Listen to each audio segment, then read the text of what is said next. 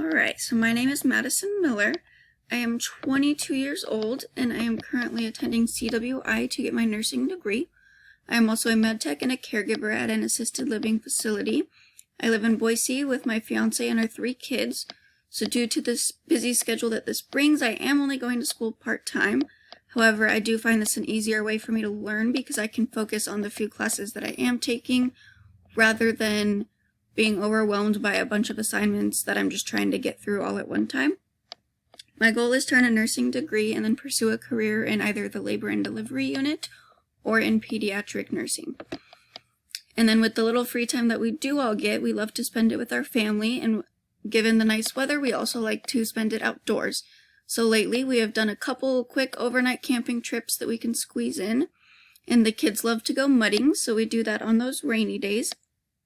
And then just this last weekend, we actually built a redneck pool in the back of my fiance's truck by throwing a tarp in there and filling that with water.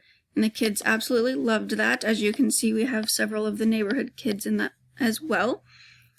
Other than that, I have taken a medical terminology class way back in high school, so it's been several years since then.